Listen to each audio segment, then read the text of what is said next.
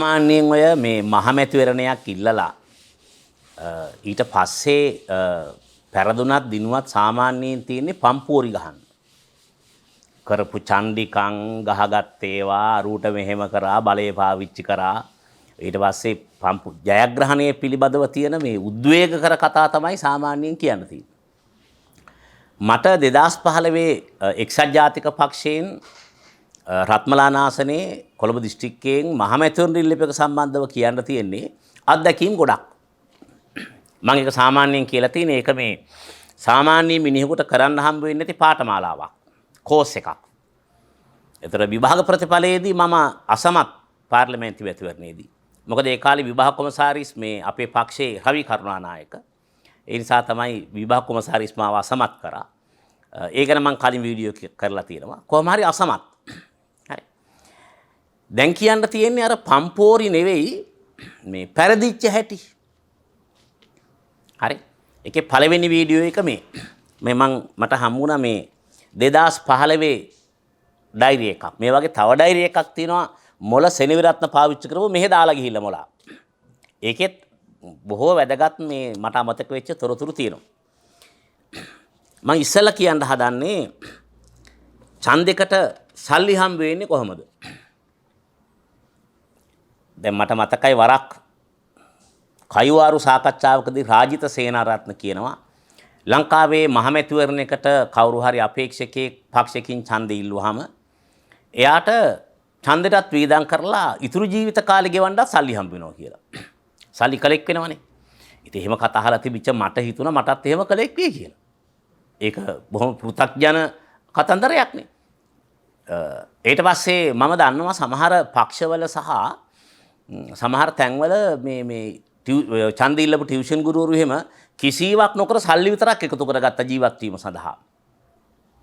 ඒවත් මම දැනගෙන ඉඳලා හැබැයි මම හිතුවා දැන් මට හුරේ දාන දායක සභාව සහ ගුරුවරු මට උදව් කරයි කියලා සල්ලි වලින්. ඊට පස්සේ ඒ සල්ලි වලින් මේ ඡන්ද ඉල්ලන්න පුළුවන් කියලා. මට අමතක වුණා බන්දුල ගුණවර්ධන ඊට කලින් ඡන්දකදී ටියුෂන් ගුරුවරයෙක් කියලා තිබුණා මට අඩුවෙන්ම උදව් කරේ ටියුෂන් ගුරුවරු කියලා. මම ඒක විශ්වාස කරේ නෑ. මම විශ්වාස කරා ටියුෂන් ගුරුවරු සහ මගේ යාළු මිත්‍රයෝ කියන අය. මම ළඟ තියෙනවා මේ අපූර්ව ඩයරි එකක්. ඒකේ මම අර මුදල් දුන්න සමහර අයගේ නේම් කාඩ් එක අලවගෙන තියෙනවා. මේ ඊට අමතරව මුදල් දුන්න අය මම මේකේ ලියලා මේ නම් කිව්වට සමහරන්ගේ මූණු මට මතක නැහැ හුදේ. මේ නම් කියන්නේ ගෞරවයට. ප්‍රියන්ත ඩි සිල්වා ටෙම්පලස් පාර ගල්කිස්ස කියලා බර රුපියල් 50000ක් මෙහෙට අවිලා දීලා ගිහිල්ලා තියෙනවා. නිලන්ත ජයසූරිය කියන ටියුෂන් ගුරුවරයා 75000ක් දීලා තියෙනවා.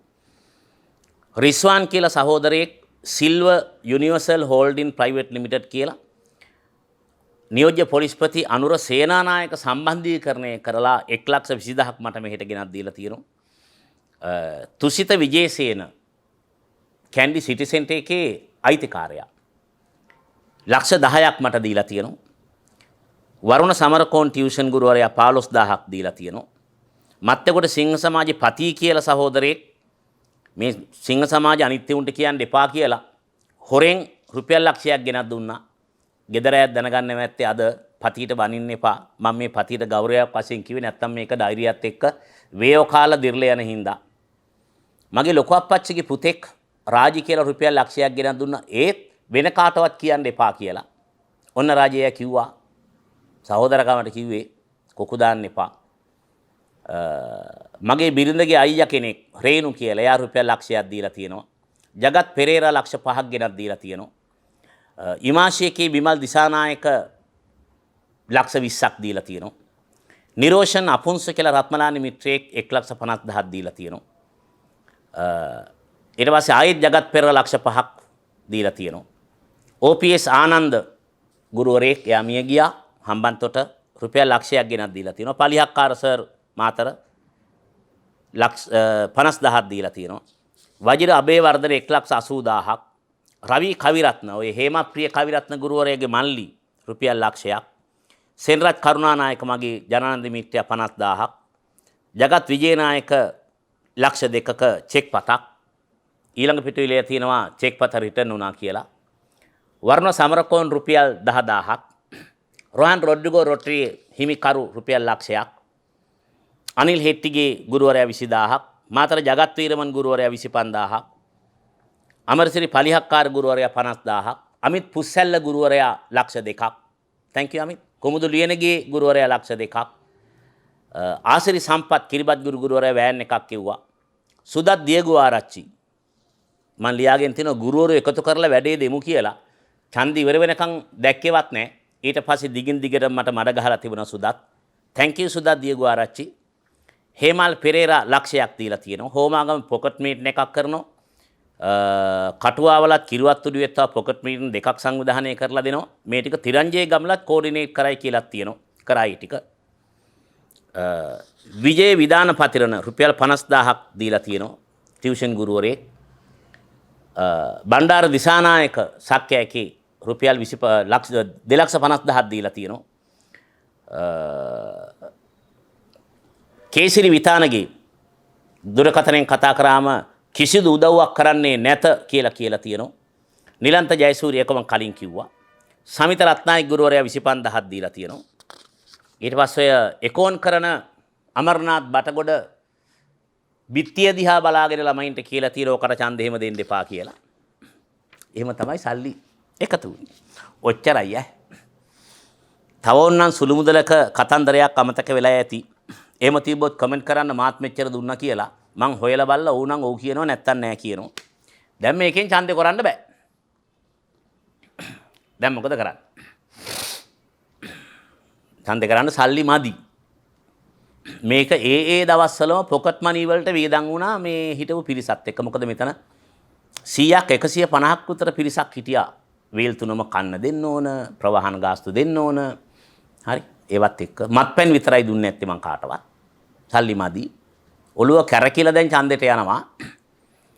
යනකොට දවසක් මේ රැස්සිං ඉවර කරලා මං රෑ 9ට විතර රියදුරා හිටිය ඉස්සරහා සීට් එකේ මං අනිත් පැත්තේ පිටිපස්සේ මොළ සෙනවිරත්න හිටියා. මම මොළා ගැන පරිච්ඡේදයක් කියනවා මොකද හේතුව දැන් මම කියලා තියන්නම් පොඩ්ඩක් ඒකේ සාරාංශය.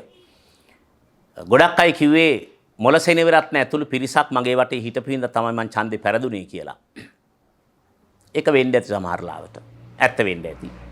මොකද මාව හොරකමෙන්, මැරකමෙන්, චණ්ඩිකමෙන්, ජාතිවාදයෙන්, ආගම්වාදයෙන් හරි මිත්‍යා දෘෂ්ටියෙන් මුදවගෙන ඡන්දේ කරන්න මාව ඇදගෙන ගියේ මොළ සෙනවිරත්නලා. ඇත්ත ඒ වටේ හිටපු අය. ඉතින් ඒකට ඇදගෙන ගියේ නැති එකට මං thank you කියනවා. එහෙම ඉඳලා ඒකයි මං කිව්වේ මොළා හින්දා පෙරදුනා කියලා කියනවා නම් වෙන්න ඇති. හැබැයි මගේ ජීවිතේ පැත්තෙන් ගත්තම මට ඒක මොකද්ද? ජයග්‍රහණයක්. ඒක ජයග්‍රහණ දුර්පේ. ඔහම එනකොට මොළා පිටිපස්ස හිටියා. මට කෝල් එකක් එනවා. සන්නස්ගල මම නිශ්ශංක සේනාධිපති. මං කෝවා නිශ්ශංක කොහමද? දැන් ඔබට අහු වෙනවා ඇති ඊට පෙර මං එහෙනම් නිශ්ශංක සේනාපතිව දන්නවා. දන්නේ වැලන්ටයින් ඩේ එක කරන රත්තරන් වැස්ස මට විශාල ඔය මේ සංඝ සභාවයි JVP එකයි අරවයි මේවයි ඔක්කොම වට කරලා පත්තරකාරයෝයි අර පකීර් මීඩියා කාරයෝ ගහදි තනියෙන් රත්තරන් වැස්ස කරද්දී 12 වෙනිදා රැය වෙද්දි බය හිතුණා. මේකට කඩාපැනලා ගහයි කියලා. මං කෝල් එකක් දුන්නා. මං කාට හරි කිව්වා නිශ්ශංකට කතා කරපන්. නිශ්ශංක ගාව ඇවන්ගාඩ් කියලා එකක් තියෙන එකේ මරු කොල්ලෝ ටිකක් ඉන්නවා කියලා. ඒ කාලේ හිටපු කොල්ලෝ මරු අර ගම්පහ බිත්තර ගහපු එවුන් වගේ නෙවෙයි නිකන් මරු කොල්ලෝ හිටියා. ඇවන්ගාඩ් එකේ. මං නිශ්ශංකට කෝල් එකක් දුන්නා 12 වෙනිදා. කළු පාට ඇඳලා කළු සපත්තු දාලා හැඩි දැඩි STF එකෙන් බැස්සා වගේ ජටා ගැට ගහපු 150ක් බැස්සුවා නිශ්ශංක සේනාපති රත්තරන් වැස්ස භූමියට.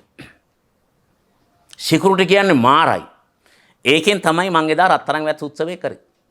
ඉතින් නිශ්ශංක සේනාපති පොසිටිව් දේවල් thank you. හැබැයි එයා ඒ උදව්ව මතක් කරා මට. ඒකට මං සල්ලි ඇව්වහම ගත්තේ නැහැ. හැම විටම පරිස්සම් වෙන්න ඕනේ මොකකට හරි සල්ලි ගත්තේ නැත්නම් ඊට පස්සේ උදව්වක් ඉල්ලනවා. අවුරුදු ගණනාවකට පස්සේ මම හිතන්නේ 2003 රත්තරන් වැස්ස කරේ මට මතක විදිහට. මේ 2015 වෙනි නිශ්ශංක සේනාපති මට ඒක මතක් කරා. මතකනේ මට අර උත්සවයකට මං එව්වා. එතකොට මට අර සල්ලි ගත්තේ නැහැ කියන එකත් මතකයි. කියලා කිව්වා මේ ඔයා ඡන්දිලිනෙක් ගැන සතුටුයි මට.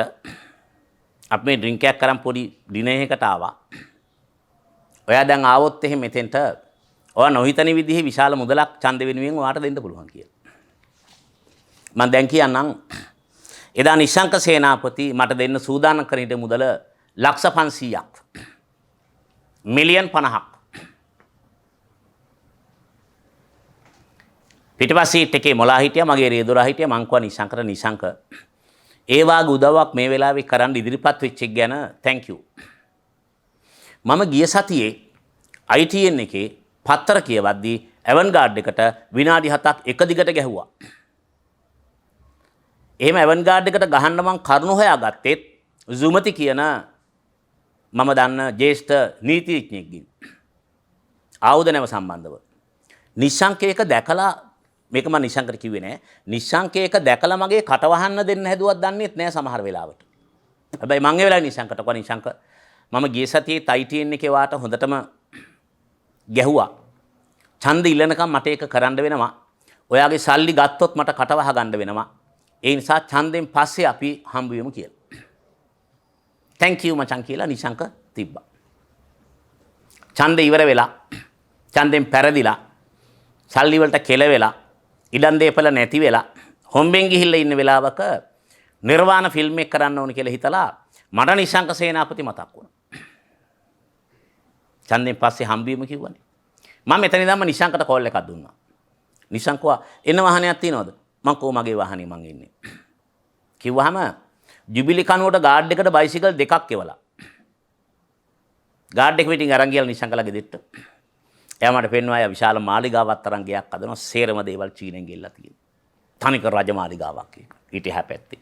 ලිෆ්ට් එකේ මා උඩට ගෙනිච්චා. වාව් මාර්ගදරක්. කතා කරලා පොඩි ඩ්‍රින්ක් එකක් ගත්තා. පොඩි එකක්. අරගෙන පණිවිඩය කිව්වා. මට ෆිල්ම් එක කරන්න නිශංක ලක්ෂ 800ක් ඕන.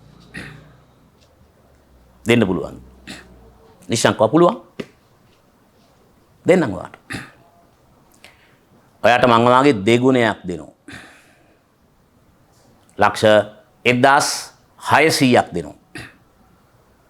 අගමැතිතුමාට හරි ජනාධිපතිතුමාට හරි කියලා මගේ නඩු දෙකක් අයින් කරලා දෙන්න කිව්වා.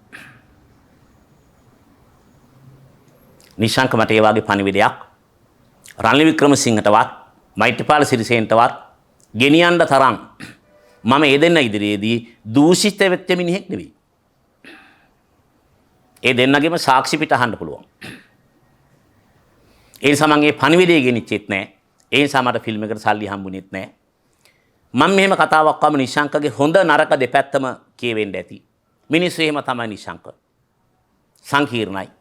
හොඳ දේවලුත් තියෙනවා. නරක දේවලුත් තියෙනවා. මට අහිමි වෙච්ච යුක්තිය ඉෂ්ට කරගන්න මම මේ වගේ YouTube ප්‍රෝග්‍රෑම් කරනවා. උඹත් මේ ජීවිතේ කොහේ හරි අරියස් එකක යුක්ති ඉෂ්ට කරගන්නත් දන්නේ නැහැ නේ සල්ලි වීදම් කර හැපි යන්නේ. අපි යුක්ති ඉෂ්ට කරගන්න ක්‍රම එකිනෙකාට වෙනස්. right? thank you නිශංක ආය හම්බ වෙමු. ඒ කොටස කියද්දි කාගේ හරි හිතර දොන නම් කරන්න දෙයක් නැහැ. නමක් ගමක් කිව්වා නම් ඒ හානි කරන්න බලාගෙන නෙමෙයි මම ඒ නමක් ගමක් කිව්වේ. කියන විශේෂ කාරණාව සාක්ෂාත් කිරීමේ අරමුණින් විතරයි. දෙවෙනි මිත්‍රයා තුසිත විජේමාන් KCC එකේ අයිතිකාරයා. තුසිත විජේමාන් මට ඉස්සල්ලාම හම්බ වෙන්නේ හිල්ටන් එකේ වෙඩින් එකකදී. මට මතක තරමින් එදා මට තව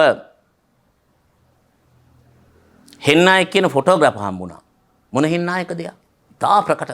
කවුද? ප්‍රසන්න හෙන්නායක. හරි. හම්බුණා එදා මට මතකයි.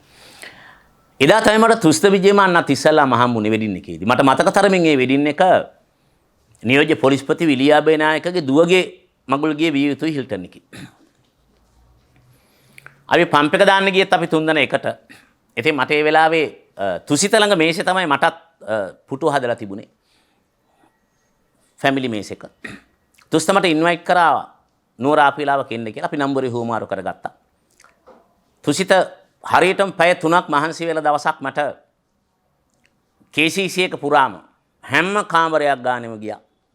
නුවර වැවෙන් වතුර අරගෙන කොහොමද මේකේ AC එක නිර්මාණය කරේ කියලා කිව්වා. මුළු නුවර නගරෙටම වායු සමීකරණ නැතුණත් KCC කර තියෙනවා. මොකද ඒකේ වායු සමීකරණ පද්ධතියේ නිෂ්පාදනය කරන්නේ ඒක ඇතුළින්මයි. KCC එක ඇතුලේ බොණ්ඩ ගන්න වතුර නුවර වැවේ ජලයේ පිරිසුදු කරලා ගන්න ක්‍රමවේදය මට පෙන්නුවා. විදුලි බලය ගන්න හැටි පෙන්නුවා. වහලෙට උඩට එක්කන් ගියා ස්ලැබ් එකට. එක පැත්තකින් තියටර් එකක් ගහනවා කෝ දල්දා මාලිගා පැත්ත ඒක බලන්න පුළුවන් වෙන්න. අනිත් පැත්තෙන් එතෙන්ට එන්න පුළුවන් කෝ රේල් ස්ටේෂන් එක ගාවින් බැස්සෙන් පස්සේ කෙලිම කාර් පාක් එක මුළු නුවරම වහගෙන. ඒකට නුවර වෙළඳ සංගම් විරුද්ධ වෙන හැටි. උඩ හදන්න දෙන්නේ නැති හැටි. නමුත් එයාගේ සියලු දේපල බිරිඳගේ දේපල විකුණලා කැන්ඩි සිටි සෙන්ටර් හදපු හැටි කතා කරලා මගෙත් එක මිත්‍ර වෙලා කිව්වා ඔයාට පුළුවන් නම් උපුල් මේකට නමක් දාලා දෙන්න කියලා. නැවත වතාවක් තුස්තමට හම්බ වෙලා තියෙනවා නුවරදීත්. සමහරවිට අපිට දෙන්න මාරු වෙනවා. මම ඩිස්කවරි කොළඹ එනවා. තුස්ත කඩු ගන්නාම නගින ඔයාගේ සුදු පාට බෙන්ස් එකේ අපි හෝන් එක විතරක් ගහගෙන යනවා දෙපැත්තට. මට ඊට රසවත් රාත්‍රියේ කෑම් වේල කීපයක් තුසිතගේ නුවර නිවසේදී මට දීලා තියෙනවා. අපි දෙන්න මිත්‍රයෝ බවට පත් වෙනවා. ඊට පස්සේ මම සත්‍යාගාරේ ප්‍රෝග්‍රෑම් එකක් කරනවා ITN එකේ. ප්‍රෝග්‍රෑම් එක ඉවර වෙච්ච ගමන් මට හැමදාම වාහනේට නැග්ගම ඉස්සල්ලාම ෆෝන් කෝල් එකේ ඉන්නේ තුසිත විජේමාන. තුසිත විජේසේනගේ. වාව් මචං මාරයි උඹ වගේ මිනිස්සු තමයි ඉන්න ඕනේ නියමයි කියලා. බොහෝ විට ITN එකේ ඉඳලා මත්තේ ගොට් එනකම් මං එන්නේ කෝල් එකේ මාව මොටිවේට් කරනවා. ලංකාවේ ආර්ථිකය හදන්න බැරි හැටි ගැන කියනවා. ලංකාවට එන ආයෝජකයෝ හිල්ටන් එකේ නැවතින ඉඳලා සතිය දෙක අපොයින්ට්මන්ට් එක දෙන්නේ නැති හින්දා නැවත රට හැර ගිය හැටි ගැන තුස්ත මට කියලා තියෙනවා. ලංකාවේ ආර්ථිකයේ ගොඩනැගීමේ වැඩපිළිවෙල තුස්ත මට කියලා තියෙනවා. ඒගොල්ලන්ගේ අරමුණු මට කියලා වෙ තියෙනවා. මං ඡන්දෙ ඉල්ලනවා කම තුස්ත සන්තෝෂ වෙනවා. තුසිත මට කියනවා කොළඹ ව්‍යාපාරික ප්‍රජාවට ඔයා ගැන කියලා දැනුවත් කරලා ඔයාගේ ඡන්දේ තනිකරම කොළඹ ව්‍යාපාරික ප්‍රජාව කරට ගන්නවා කියලා. ඒ ව්‍යාපාරික ප්‍රජාවට ධම්මික පෙරේරා ඉති මට නම් මතක නැහැ. ඔඩෙල් එක සල්ලි වලට ගත්තේ කවුද? සොෆ්ට් ලොජික් එකේ මට නම් මතක නැහැ. සමාවෙන්න. එයා මට පස්සේ යාගේ ලේකම් මතේ ලක්ෂ 5ක් එවලා තිබුණා හැබැයි. එතකොට දිලිත් ජයවීර ඉන්නෝ, තුස්ත ඉන්නෝ, ඔහම ව්‍යාපාරික ප්‍රජාව. තුස්ත මට ඊ කරලා තිබුණා අවම වශයෙන්. ඔයාගේ ඡන්දේ ඔයා දෙකට හෝ තුනට ගේන්න ඕන ලක්ෂ 5000ක් විතර මුදලක් වීදම් කරන්නට ඒ ව්‍යාපාරික ප්‍රජාවට පුළුවන් කියලා. කොහමද නිකන් කියලා වෙලා ඉන්න වෙලාවෙ එහෙම මුදලක් මට ඒගොල්ලෝ කැම්පේන් කරලා දෙනවා කිව්වා. මම සතුටින් හිටියා. හරියටම කිව්ව දවසේ තුසිත උදේ 9ට මට කෝල් එකක් දීලා කිව්වා උපුල් අද එන්න පුළුවන්ද වෝටර් සෙජ් එකට මගෙත් එක්ක ලන්ච් එක ගන්න කියලා. මම හිතුවේම ලක්ෂ 5000ක් කොළඹ ව්‍යාපාරික ප්‍රජාව මගේ ඡන්දේ වෙනුවෙන් වියදම් කරන සූදානමේ සතුට වෙනුවෙන් තමයි මේ දිවාහාරය ගන්න කියලා. මොළසෙනුරත්නත් මගෙත් එක්ක ගියා වෝටර් සෙජ් එකට. එයා මොකුත් කිව්වේ නැහැ. මොනවා හරි ඩ්‍රින්ක් එකක් ගන්නවද හැවුවා මං කව බෑ දවල් නිසා කියලා. ඊටාම රසවත් දහවල් ආහාරයක් ඔහු ඇනුම් කරා. ආහාර ගන්න ගමන් කිව්වා උපුල්ලර වැඩේ කෙරෙන්නේ නැහැ කියලා. මං ටග්ගල කව කමක් නැහැ. හැබැයි තුස්ත මට හේතුව දැනගන්න පුළුවන්ද කියලා. ඒකම තුස්ත කිව්ව හේතුව තමයි ඔයා වගේ එක්කෙනෙකුට උදව් කරාම ඒගොල්ලන්ට ඔයා කවදාවත් උදව්වක් කරන එකක් නැල්ලු.